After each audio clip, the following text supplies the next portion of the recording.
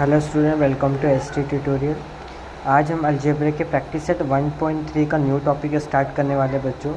इसमें क्या करना है आपको, find the following determinant find करना रहेगा। ओके, डिटर्मिनेंट को कैसे फाइंड करना है बच्चों, यहाँ पे देखो एक डिटर्मिनेंट का एक रैंडम मैंने अजम्पशन के लिए एक वैल्यू ले लिया है, ए बी सी डी, मतलब कोई भी वैल्यू हो सकती है वहाँ पर।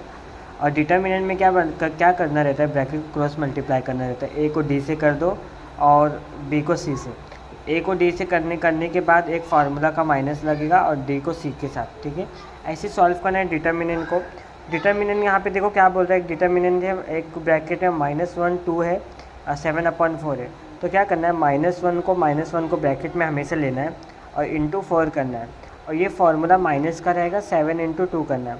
तो 1 4 जा 4 आ जाएगा बच्चों, -4 आ जाएगा यहाँ पर। और ये माइनस फार्मूला का माइनस और 7 2 जा 14।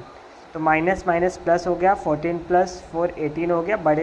बड़े नंबर के पास क्या माइनस है, तो बड़े नंबर के पास माइनस, इसलिए यहाँ पे -18 आ रहा है। ओके, उसी तरीके से यहाँ पे 5 और -7 3/0 दिया है। बच्चों ये कंफ्यूज करने के लिए यहाँ पे -7 दिया है, मगर वैसे ही सेम सॉल्व करना है जैसा कि आपने सॉल्व किया है। यहाँ पर 5 को 0 से कर दो, 5 को 0 से, 3 को 7 से, तो कर दिया यहाँ पे 5 को 0 से, 3 को और 3 को 7 से। हमेशा माइनस वाला टर्म को ना ब्रैकेट में लिखने का।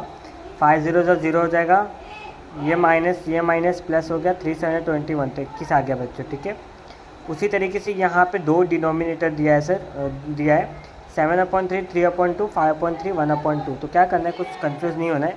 ये टर्म को ऐसे ऐसे क्रॉस मल्टीप्लाई कर दो, ठीक है। क्रॉस मल्टीप्लाई करना है आपको, तो 7/3 हो जाएगा 1 × 1/2, माइनस का माइनस लिख लो। और ये वाला 5/3 है, 3/2 को ऐसे रख दो। तो 7 1 ज़ा 7, 3 2 ज़ा 6 हो गया, माइनस का माइनस, 5 3 ज़ा 15, 3 2 ज़ा 6 हो गया, ठीक है। 15 में 7 में से 15 नहीं जाएगा, तो बच्चों 15 में से 7 को माइनस कर लो, ठीक है। 6 2 टाइम्स से डिनोमिनेटर, तो एक डिनोमिनेटर सेम कर सकते हैं हम यहाँ पर, ठीक है।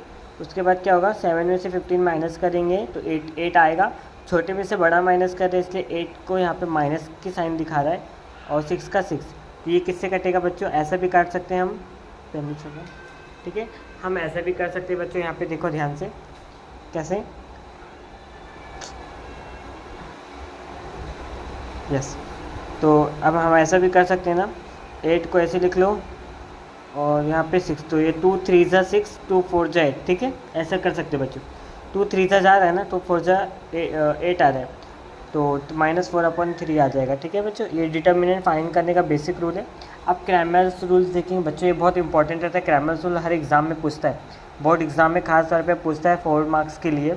अगर यहाँ पे देखो कोई इक्वेशन दे दिया है 3x - 4y = 10, 4x + 3y = 5, तो इसको दे दो a1 a2 b1 b2 c1 c2। Arrange में देखो ax by + c के फॉर्मेट में है, ठीक है, वो फॉर्मेट में है।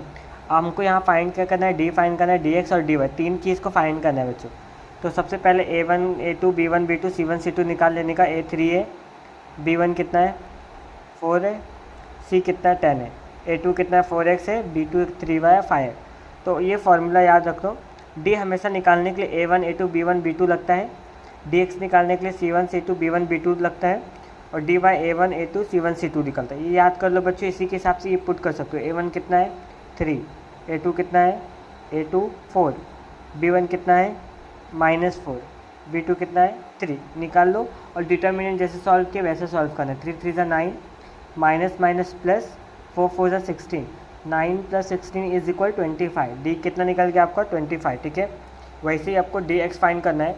dx फाइंड करने में सेम इसको मल्टीप्लाई करना है, वैल्यू को यहाँ पे पुट करना है, और 10 3 ज़ा हो जाएगा -4 × 5 हो जाएगा, ठीक है। 10 3 ज़ा 30 हो गया, प्लस माइनस माइनस प्लस हो गया, 4 5 ज़ा 20, 30 + 20 = 50। तो dx आ गया अपना कितना 50 आ गया बच्चों, 50।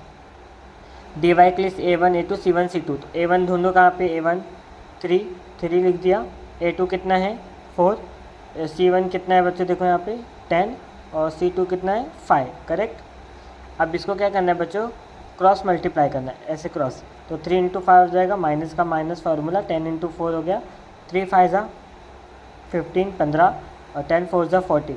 तो -15 में से 40 गया, कितना बचा 25, मगर छोटे में से बड़ा माइनस करें इसलिए हमेशा क्या लगाते हैं 25। फिर नीचे लिखना है बाय क्रैमर्स रूल। ये फाइंड करना था अपने को डी एक्स डी वाई, ठीक है। तो वही डी को डी एक्स अपॉन डी कर दो, डी को डी वाई अपॉन डी कर दो। डी एक्स कितना आया ये वाला डी एक्स हमने कहाँ पे निकाला, यहाँ पे कितना आ रहा था 50 लिख दो। डी यहाँ पे है तो डी कितना आया 25 लिख दो। 25 से कम 25 दूनी 50, फिर 25 × 25 25 टू ज़ा तो 2 आ गया एक्स। और D Y upon D Y कितना आया अपना -25, कितना है बच्चों -25 लिख दो ऊपर। डी कितना है अपना यहाँ पर डी 25, तो 25 आंसर 25 आ गया। तो सोल्यूशन में लिख दो x2 y = -1, ठीक है बच्चों। आगे का जो सॉल्व करने का रहेगा वो मैं नेक्स्ट वीडियो में बताऊँगा। अभी के फ़िलहाल के लिए इतना सॉल्व करो, ठीक है।